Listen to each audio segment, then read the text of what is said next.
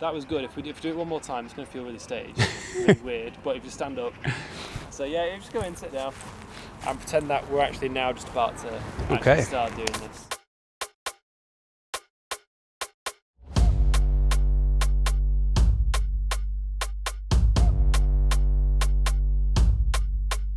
So I'm James Potter, founder of what originally was called Living in Victory Basketball. And then we nicknamed it to LIV, and that was a kind of quick name. We're playing LIV basketball. And then over the years, that name turned into a playing name, which is Brentwood Fire. And then I guess a kind of movement on from that was to call it Fire Basketball. So we could expand a little bit in different ways. So Fire Basketball encapsulates everything that we do.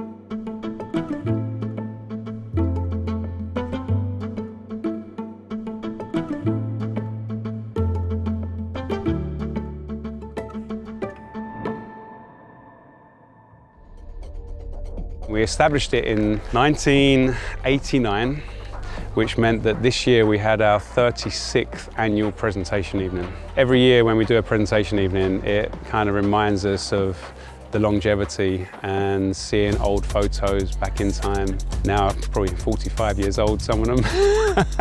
And it's just been really fantastic setting something up which you really didn't know in the early days how it would grow, how it would develop, what opportunities would unfold, which have been incredible. We quite like that adventure, you know, we set it out from a very early point of view that it was going to become more than basketball to us. Having an opportunity to work with kids from a young age all the way through to adults, to see them develop in their characters and see them develop as people. Basketball is an amazing team game where you can learn so much, I think, about how to live in life. And when you get the environment of a team sport, it's like, what does that do to your character to really refine it and to test it? And then I think if you've got good coaching behind that, it means that those kids are prepared for some of the tests, some of the refinement that they're going to have in life in general. So, what he's always done is use basketball as a way to teach people to be better adults, which is fantastic, right? And as a small club, they've had aspirations. It's a little club that started in Brentwood with 4 or 5 kids. They've won 2 national championships, I believe. They've had numerous kids go to the States, some of them on scholarships, and that's just through basketball. Where did they get those life opportunities? They just didn't exist without Brentwood Fire, and they didn't exist without James, they didn't exist without basketball, and what basketball's brought to that local community in Brentwood and Essex. We started it right in the beginning with an actual church youth group, believe it or not. So me and my wife were involved as like youth leaders, and we had 5 kids that liked the idea of a basketball club. So amongst the ones that were in the church youth group, these 5, we sort of said, okay, we'll create an opportunity for you to come. And we hired the Brentwood International Centre, which probably cost about, I don't know, 50 quid an hour, because it was huge. And they got these international basketball goals way beyond any level. Like, we're talking about kids that never played basketball in their life. So we had international standard goals that had to be wheeled out onto this court that we were paying £50 an hour for. And we didn't charge them hardly anything. So I bought basketballs, started paying for the hall, because we didn't really have it as it wasn't a business model by any means. It was just like, let's create a little bit of interest in an area where there was not any basketball at all. So, you know, I'd come from an area which loved basketball in London, Walthamstow, and Brentwood had nothing. I think probably cricket would be a big thing in Brentwood, and probably football like it is everywhere. With a bit of rugby, there's quite a historic rugby team here. And I would say the biggest problem ever since we started was finding a facility that we could have enough time in and not pay crazy amounts of money for. And that's been an ongoing story, which I think for basketball is probably one of the toughest things, because we need good indoor courts. And you've seen something wonderful in the summer here, but that doesn't work in our climate. From probably about September onwards through till March, it just doesn't work having outdoor basketball. So then you're looking for indoor stuff, and then that's all tied in with schools, leisure centres, and we have a very different model and opportunity to America because of the history of basketball in America. There are courts everywhere indoors, and kids can play and enjoy it much more freely in America. So that's been a battle, over the years. What can you say about this venue where you are now? Is this where you play all the time? We are here now a lot. This is St. Martin's School in Brentwood. And it's great because we have a really good relationship with the leadership of the school. So they allow us to use different types of facilities like this in the summer. And the sports hall we get a really big usage of. But we overflow. We're kind of too big for one school, so we're in another 3 schools hiring their facilities as well during the year because there are 11 National League teams. And if you've got 11 National League teams and you want to train twice or 3 times a week, one small school hall can never kind of cover all that. So yeah, it's challenging. He's quite determined to build, I think it would be the UK's first field house, which is kind of like an NBA training facility.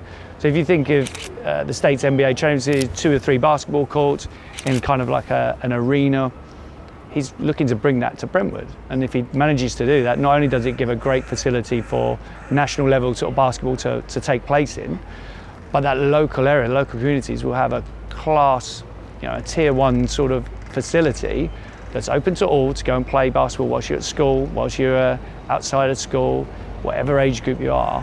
Basketball's a growing sport, still one of the biggest sports in the UK, believe it or not. Percentage-wise amongst kids, it's really up there in one of the #1 sports amongst kids. So it's building on that, with the infrastructure. That's probably one of the hardest things to always do, because you want to, whenever there's a demand for something, you want them to be able to play it competitively. Yeah. And I think if you haven't got that, even if it's on a local level, like in Brentwood, if we struggle to create that, if all we're doing is just training, then kids can get a little bit disillusioned, I think. What we really, doing this for. It's all about getting the kids in, getting them active, getting them engaged, teaching them life lessons, how to stay disciplined, how to be motivated, to understand if you want to get anywhere, you've got to work hard, you've got the skills to play basketball, work harder and they'll get better. It's great to have that team ethos in life, supporting your teammates, but then knowing that there's a competitive element, and life's about competition at the end of the day. So we've got that pathway which takes them right through, and it starts really young at National League level, because like I said, there's not these leagues for 10-year-olds, 11-year-olds, 12-year-olds that are really local. So we end up playing maybe someone on the south coast and it's a 3-hour drive for a bunch of 11-year-olds to play. So that can create other dynamics of you really probably need a lot of parental support. That I love anyway, because I think you want families to get involved with your organisation. You don't want just the kids to be dropped off and left almost like a babysitting service. You want to engage the whole family. And once you do engage the whole family, one of the greatest stories I ever had when I finished coaching the under-18 team is that the parents were saying, what are we going to do with our lives now? They've been with us for 8 years. And their child is now going to university, but they're going to miss out on that kind of family National League basketball that they've been part of. And it was like a touching moment, where not every team has said that, where they've enjoyed it so much going through the years. He's a real case study, if you like, of how does grassroots sport reach out, touch people's lives and take them on different life trajectories and enriches their life. And it's fabulous. I think they're a great inspiration to many clubs. What's really great is that James doesn't just stop at that. And when I've been speaking to James, it's about how do I get the next level of outreach? How do I get the next generation of kids interested in basketball? Or how do I broaden that interest to maybe people who are skipping school or they're not really interested in certain things academically, but how do you get them engaged back into sport to then get them back in some level of education and what that looks like?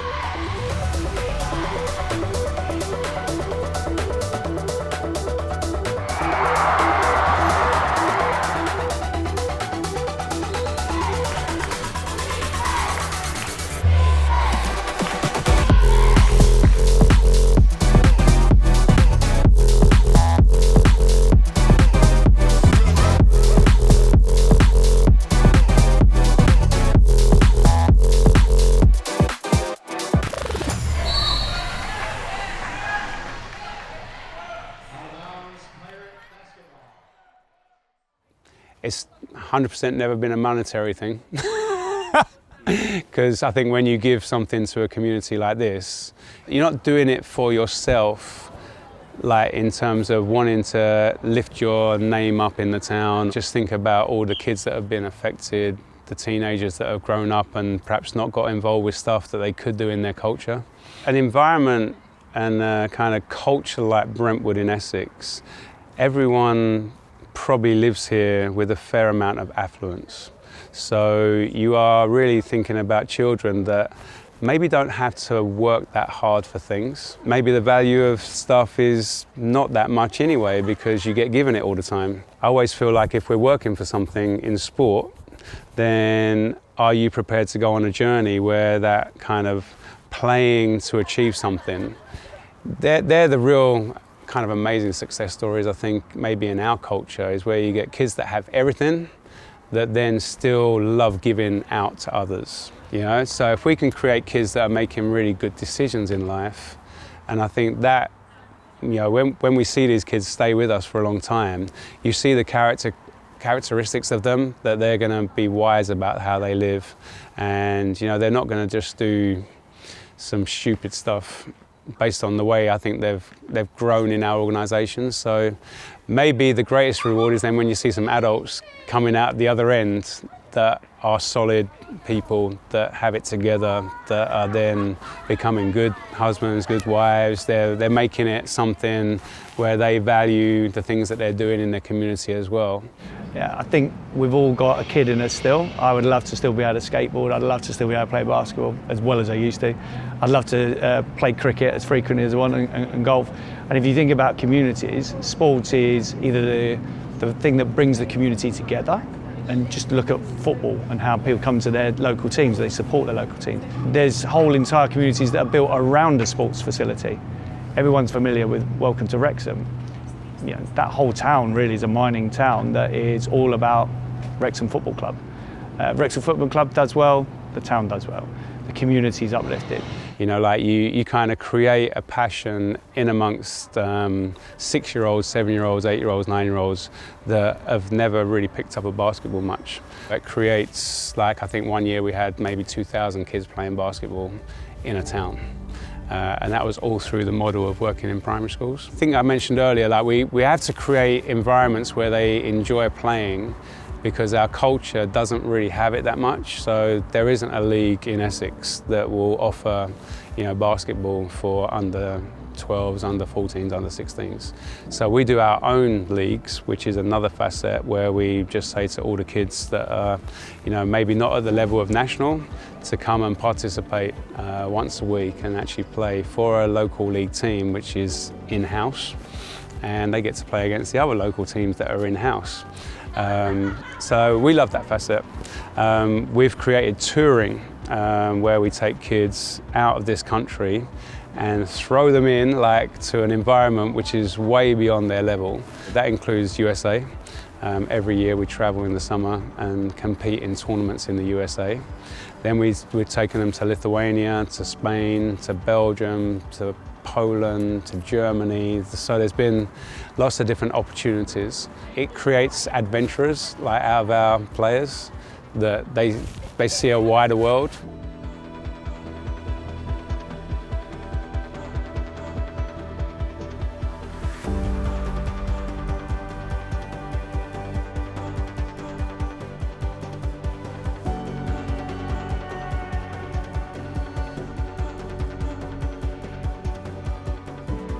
You know, I think when it comes to children, now I'm just learning because I'm an older father, but you know, it's probably a good idea to expose them to as much as possible sports-wise. You know, it's a different system nowadays. We had to improvise more and be creative as kids, whereas now everybody's got an academy, everybody's running a jiu-jitsu school or whatever. So there is a lot more out there potentially.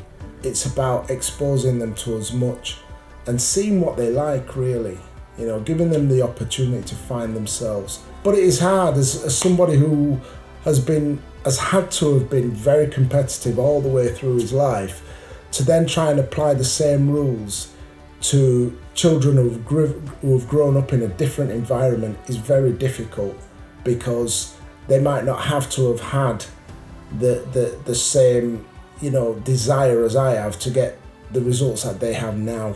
So I think whenever you start coaching a kid, there can be a very different like heart set and mindset about what they're doing it for and what their goals are in the sport. At the beginning, they're just kind of exploring maybe a new sport. Then they start to get maybe a little bit better in terms of they get recognized by our club. So, you know, they get to one of our National League teams. Maybe they then get to represent the county or the region, even England. So we've had multiple players over the years go through that process. I think basketball players and sports people, if they want to be a professional, they've almost got to give up a little bit of the giving element to others, you know. So they're on a journey of, I am going to take myself to be the best player that I can be, and that will be at this maybe forsaking a few other things as well. You know, I don't think you can do everything when you're growing up. You've got to train so hard if you want to be the best of the best of the best. You know, the likes of the Kobe Bryants that played the game, obviously in America, to the very highest level. There's stories about him, you know, being a 4 o'clock guy, fitting in 3 training sessions a day because he made that 4 o'clock start. There is a reason why he was one of the best players in the world. Michael Jordan, exactly the same, work ethic. I think that's what we create. Can go up 14. Jordan past Petrovic. Wow! Oh, yes, yes, yes. In your right. Kobe Bryant behind it. Oh! What did I just see? You just saw what Kobe does best, and that's bring people to their feet with a sensational play for 9. The look away to Livingston. Jordan.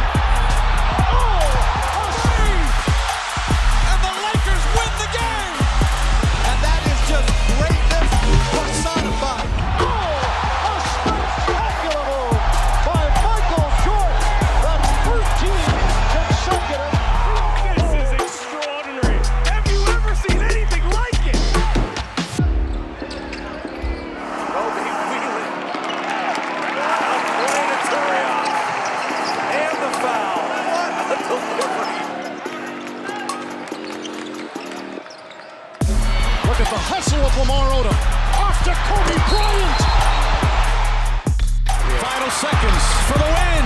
Bang! Kobe on the move. Lobs for O'Neal.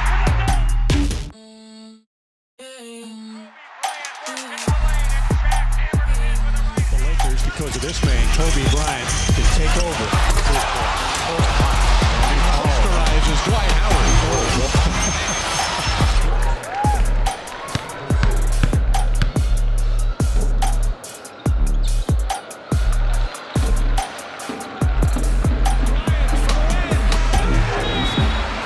There's that journey for that type of kid, but then you always realize that the ones that don't quite make it, and I think because we encourage so many kids at the base, that you end up with a lot of them that love basketball, they love being coached by us, and they almost then become part of what we love seeing, which is the leadership, the coaching team, who then they model what you've like created in them a little bit. So they then become the coaches of the future, or maybe even some of the leaders in different fields of the future, because I think they've discovered something about themselves that wants to have some like leadership involvement over people. They love the idea of maybe helping people more than just like that single-minded career. For us, like the stories are so important that you can reminisce once you've been doing this for 36 years about that amazing story, and the kids will be 40 years old and they'll remember when you took them to Chicago and you met like the Chicago Bulls training center. You know, we've trained in the building of Michael Jordan with a bunch of 15-year-olds from Brentwood. That kind of opportunity is like crazy.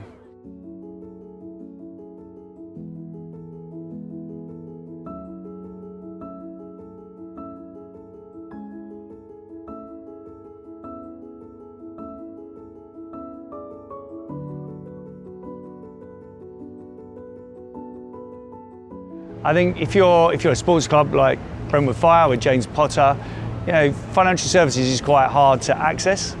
If you want to borrow any money to invest in infrastructure, it's quite hard to get that. If you're looking for sponsorship, it's always on your own. We have so many clubs, so many, unfortunately, associations and sporting venues that are in decline. And to have a company like SPORTA who want to support and allow the fan base to give back and create these new communities is exciting. If the story also goes for like Andrew, going from a basketball guy, you know, who then developed that entrepreneurial, but he's got a kind of amazing technical mind as well. You know, like the rewards we talked about earlier, like this is a guy who you know you had a part to play in those early days with just him being who he is today. And it might just be a very small little part, but then you see the success that he's made and maybe the impact he's going to make, you know, through this bank, not just for us, but for other people as well. Most community clubs, I think, have a similar spirit to us. You know, they're not really profit-making driven organisations because they wouldn't be doing what they're doing at the community level. Most community clubs are doing it because they just love like working with younger players in that environment. And so maybe a bank like SPORTA, which prioritises and sets out that agenda of wanting to really help community clubs, community initiatives, whether they be individual or team. If this has a dual story with it, the bank has helped maybe one of our teams, you know, grow just for whatever reason, the connection with the parents, the connection with possibly sponsorship, that kind of thing growing, you know, maybe that becomes an amazing story in the future, that that team wouldn't have done what it did, or that individual wouldn't have done what they did from a community grassroots level without this new initiative.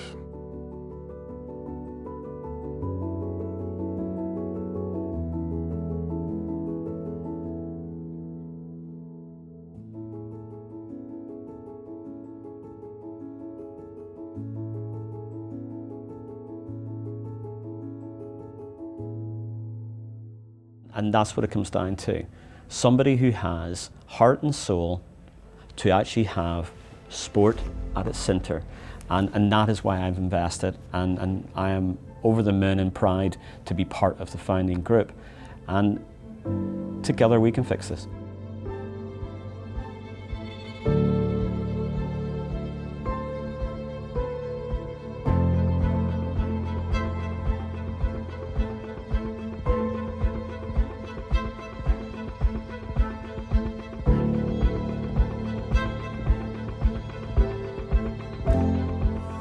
It's difficult to juggle school and paddle because I've got my GCSEs this year, so there's a lot of schoolwork. There's so many people that would love to get to a high level in the sport, but there's so many things that could get in the way, like school or financial problems.